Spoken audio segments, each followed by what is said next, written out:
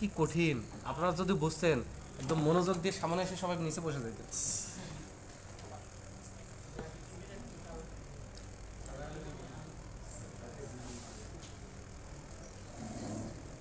ডাটাবেজে model master এগুলোর কাজ কি বলছিলাম? প্রথমত আমার ডাটাবেজ যেখানে হোক কানেক্ট করতে হবে, করলাম।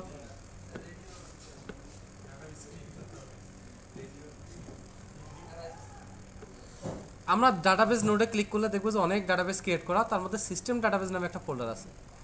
এখানে ক্লিক করে আমরা দেখবো যে মাস্টার, মডেল, এমএসডিবি আর টেমডিবি নামে 4টা ডাটাবেজ আছে। এই যে ডাটাবেজ সার্ভারটা যে ডাটাবেজ ম্যানেজ করে, এগুলো ডাটাবেজের মাধ্যমে ম্যানেজ করে। এই এসকিউএল সার্ভার যে বিভিন্ন কিছু ম্যানেজ করে, কি কি ডাটাবেজ আছে, কি কি টেবিল আছে, কোনটার কি অবজেক্ট আছে, একটা ডাটাবেজ ক্রিয়েট হলে কি কি তৈরি হয়ে যাবে, কোনটাতে কি কি অবজেক্ট, এগুলো ইউনিক হবে কিনা, সব কিছু ম্যানেজ করে তার ডাটাবেজের মধ্যে। এই সব কিছু ম্যানেজ করার জন্য আছে হচ্ছে মাস্টার ডাটাবেজ, দেখছেন? যার কারণে নতুন কোনো ডাটাবেজ ক্রিয়েট করতে গেলে আমার মাস্টার ডাটাবেজের ভিতরে ক্রিয়েট করতে হবে। আর মাস্টার ডাটাবেজের ভিতরে ডাটাবেজেস নামে একটা টেবিল আছে। নতুন ডাটাবেজ ক্রিয়েট করলে ওইখানে ইনসার্ট হবে। আর ও কেমনে ম্যানেজ করে করুক, আমার একটু জানলেই হবে যে মাস্টার ডাটাবেজ দিয়ে সব ডাটাবেজ ম্যানেজ হবে। নতুন একটা ডাটাবেজ ক্রিয়েট করলাম, তাহলে ডাটাবেজের ভিতর ডিফল্ট কিছু অবজেক্ট আছে না? ভিউ নামে একটা ফোল্ডার আছে, ডিফল্ট একগুলো ফাংশন পায়, ডিফল্ট একগুলো ট্রিগার পায়, তারপর টেবিল নামে একটা ফোল্ডার পায়, রুল পায়, অনেক কিছু ডিফল্ট পেয়ে যায়, ডাটা টাইপগুলো পায়। এবং ডাটাবেজটার স্ট্যান্ডার্ড সাইজও হয় 2 পয়েন্ট সামথিং অথবা 4 পয়েন্ট সামথিং মেগাবাইট। এটা নির্ভর করে মডেল ডাটাবেজের উপর। আপনি যদি এখন চান যে নতুন একটা ডাটাবেজ ক্রিয়েট করবো, অটোমেটিক্যালি ওটার ভিতরে সিটি কান্ট্রি থাকবে। কারণ কি, আমাদের স্যার যেগুলো পড়ায় সেখানে সব ডাটাবেজের ভিতরে কেমন কেমন সিটি কান্ট্রি নিয়ে আসে। মানে এই যে এক্সেলে, আপনাদের মতো এক্সেলে সে কুমিরের রচনা মুখস্থ করছে, এখন পরীক্ষায় আসে হচ্ছে ওই যে গরুর রচনা। সে এখন কি করে, গরু ঘাস খায়, ঘাস খাইতে খেতে নদীর পাড়ে গেল, সেখানে ছিল একটা কুমির, সেই কুমিরের লম্বা লেজ, খাসকাটা খাসকাটা খাসকাটা খাসকাটা কুমিরে দিচ্ছে। ঠিক আছে, ওই বন্যা নিয়ে রচনা, যে আমাদের এলাকায় বন্যা হয়েছে, বন্যায় সব ভেসে গেছে, ওই বন্যায় ভেসে আসলো এক কুমির, সেই কুমিরের লম্বা লেজ, খাসকাটা খাসকাটা খাসকাটা কুমিরের রচনা যে কোনো ভাবে নিয়ে যায়। তো এখন আমাদের তো যে কোনো ডাটাবেজে সিটি কান্ট্রি আছেই, আপনি এটা চাইতেই পারেন যে বারবার ভালো পাবেন আমার ডাটাবেজ ক্রিয়েট করার সাথে সিটি কান্ট্রি হয়ে যাবে। তখন আপনি এখানে যে মডেল নামে ডাটাবেজটা দেখা যাচ্ছে, ওইটা নর্মাল একটা ডাটাবেজ। এটার ভিতর আপনার টেবিলের ভিতর দুইটা যা খুশি টেবিল তৈরি করে রাখেন। নতুন যে কোনো টেবিল তৈরি করলেই আপনার ওই মডেলের মতো করেই তৈরি হয়ে যাবে। তাহলে মডেল নামটার মহত্ব বোঝা গেছে? যে কোনো নতুন ডাটাবেজ ক্রিয়েট হলে ওটাকে কপি করে একটা বানিয়ে দিবে, আর কিছু না। বিভিন্ন সময় আমি বিভিন্ন ট্রানজ্যাকশন এক্সপ্লেন দিব, কিছু কাজ করবে কিছু করবে না, টেম্পোরারি এখানে মেমোরি ট্রান্সফার করার দরকার আছে, তখন সে ডাটাটাকে ইউজ করবে, টেমটিবি, ওই ডাটাবেসটাকে ইউজ করবে। আর একটা ডাটাবেস আছে এমএসডিবি, এটার কাজটা আমি আসলে ভুলে গেছি, বলতে পারবো পরে কোনো এক সময় বলবেন। অথবা আপনি যদি ইন্টারনেটে সার্চ দেন গুগলে যে purpose of MSDB in SQL server, তাহলে সুন্দর করে ব্যাখ্যা চলে আসবে। ঠিক আছে, তাহলে এই সিস্টেম ডাটাবেস বাদ দেই, এগুলো কেন বললাম না বললাম। এখানে রাইট ক্লিক করে আমরা যে কোনোভাবে শিখে নিব, কারণ এখানে রাইট ক্লিক করলে গ্রাফিক্যাল ইউজার মোডেই আসে। আপনারা এগুলো তো ওস্তাদ, কারণ অনেকে গেম টেম খেলেন, আপনি ফেসবুক তো চালান, অতএব এটা বুঝে যাবে। আমি যেটা করবো, সার্ভারে রাইট ক্লিক করে নিউ কিউরিতে যাব। নিউ কিউরিতে গেলে আমরা যেহেতু থিওরিটিক্যালি জানি যে কোনো ডাটাবেস ক্রিয়েট করতে গেলে আমার মাস্টার ডাটাবেস ইউজ করতে হবে। এখন এই যে এসকিউএল সার্ভার ম্যানেজমেন্ট স্টুডিও একসাথে কয়েকশো কোটি লাইনের কোড এক্সিকিউট করতে পারে। এর মধ্যে কোডগুলো কোন স্টেপ থেকে কোন স্টেপে যায়, এখানে এই জন্য এক্সট্রা একটা স্টেটমেন্ট আছে গো, একটা স্টেপ শেষ আর একটা স্টেপে যাও, না বললে সে প্রথম স্টেপটুকু কাজ করে, পরের স্টেপে আর যাবে না। কারণ আমার কাজ হচ্ছে আমি একবারে কিউরি লিখে সব একবারে করে ফেলবো, আমার ইচ্ছা, ভুল হলে হবে তো কি হয়েছে, তারপর আমি একবারে করার চেষ্টা করব। এই জন্য ডাটাবেস তো আমার নাই, ডাটাবেস ক্রিয়েট করার জন্য আমাকে লিখতে হবে ক্রিয়েট ডাটাবেস। এত কঠিন কোড, এটা হইতে পারে, এটা মনে থাকবে? আমি এটা যদি আপনারা পরীক্ষায় না লিখতে পারেন আমি মার্ক দিয়ে দিব, কারণ এটা মনে করেন যে ভুলে যাওয়াটা খুব স্বাভাবিক। ক্রিয়েট ডাটাবেস, এটা কি কঠিন একটা ব্যাপার।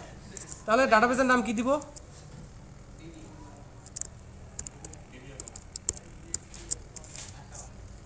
ঠিক আছে, কঠিন নাম হয়ে গেল। এখন কথা হচ্ছে আমার সার্ভারে কারেন্টলি সিলেক্টেড ডাটাবেস মাস্টার আছে না কে আছে? ঠিক আছে, অন্য কোনো এই যে কিউরিটা এক্সিকিউট করি এবং উপরে যদি অন্য কোনো ডাটাবেস সিলেক্ট করা থাকে, এই যে ডিবিএনএস এমনি একটা ডাটাবেস সাকসেসফুলি হয়েছে। এখন ডাটাবেসে আমরা রিফ্রেশ করি, নিচে কি নিচে এনেহাও এটা নিয়ে নিছে, কিন্তু আমাকে এনশিওর করতে হবে যাতে হচ্ছে উপরে মাস্টার ডাটাবেসটা ইউজ থাকে। এখন প্রবলেম হচ্ছে এই কোডটা যখন এক্সিকিউট করব এই ডাটাবেস ক্রিয়েট হয়েছে, ওকে হয়েছে।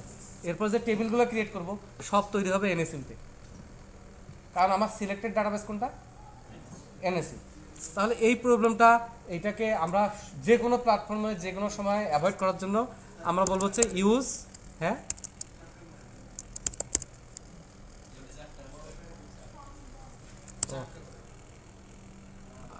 ঠিক আছে, ওকে। তাহলে ইউজ মাস্টার যে কোনোভাবেই হোক, যাই সিলেক্টেড থাক, আমি যখন এক্সিকিউট করব তখন আসলে এনএসইউ চেঞ্জ হয়ে মাস্টার হয়ে যাবে এবং আমার ডাটাবেস ক্রিয়েট হবে। এখন ঘটনা হচ্ছে আমি আবার এই ডাটাবেসটা ডিলিট করব। আমি একবার এক্সিকিউট করতাম সাই,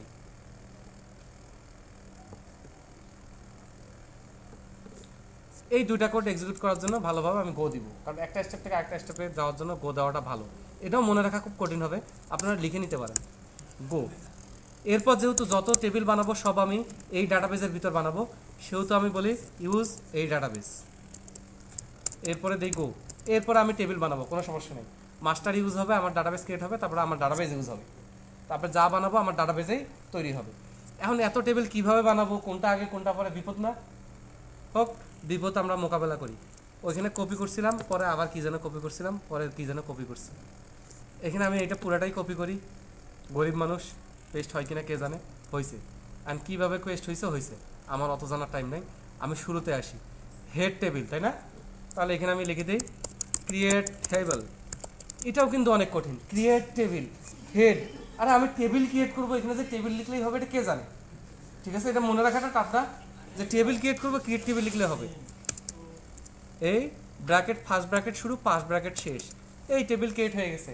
খালি এক্সট্রা কাজ, কোন কলাম কি data type, ID column in data type, name column ভার ক্যারেক্টার ডাটা টাইপ, এবং এটার ভার ক্যারেক্টারের লেন্থ হচ্ছে 200, এবং এইটা হবে ইউনিক। ও এটা আগে দিব না, এটা ডাটা টাইপেই। ডিসক্রিপশন কোনো কোশ্চেন দিব না, আমি ক্যারেক্টারের মধ্যে আছে, এখন বের হবো না। 5000, তারপরে হেড আইডি ইন্ট। এবার বলেন টেবিল ক্রিয়েট করা সহজ না কঠিন?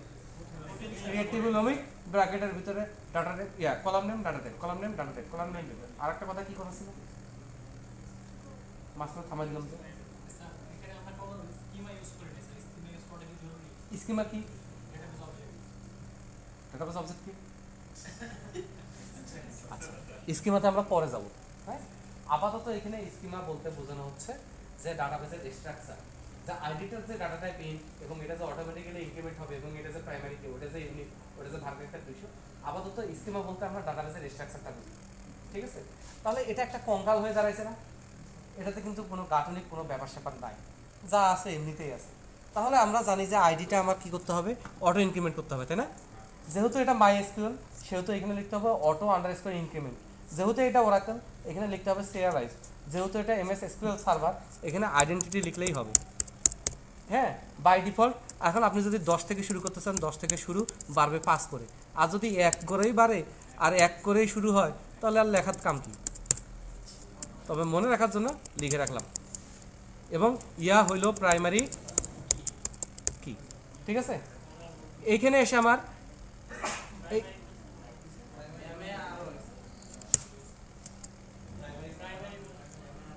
এখন 2 লাইন শিখছেন, আমার ভুল ধরবেন, এখন তো বোঝা গেছে এগুলা। এটা হবে হচ্ছে ইউনিক, এবং এটা হবে নট নাল, নট নাল। এখন এটা আমি যদি নট নাল দিতাম, নট নাল না দিতাম কি হইতো?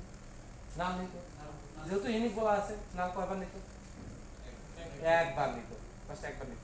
তারপর ওই একবার নেওয়ার রিস্কটাও আমি নিতে চাচ্ছি না। ঠিক আছে, হেড আইডি এটার সাথে রিলেশন আছে না? কার? হেড টেবিলের আইডি, এই টেবিলেরই। তাহলে এখানে আমি এটার পাশে লিখি ফরেন কি, তাই না? পাশে লিখলাম ফরেন কি, এরপরে লিখলাম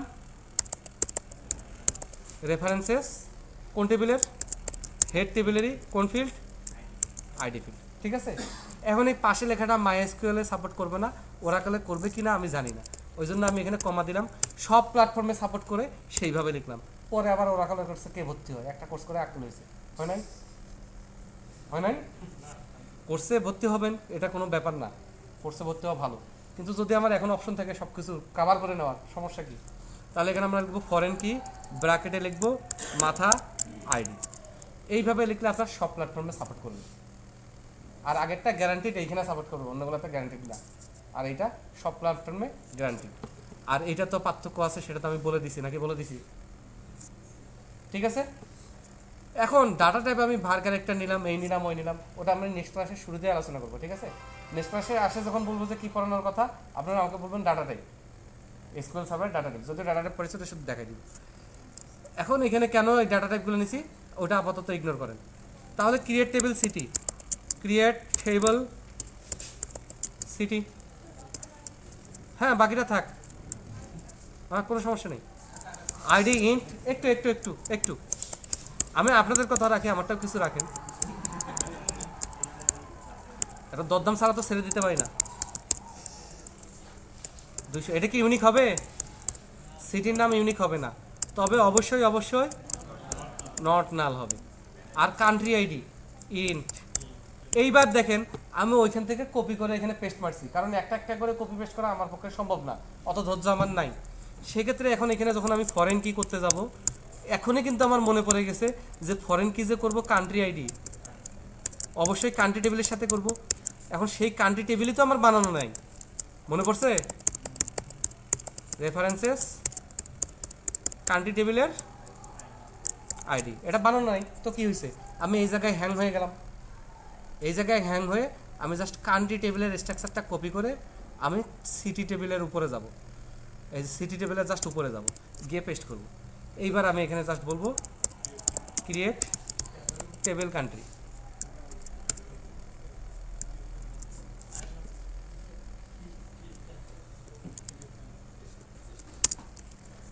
এই যে হয়ে গেল।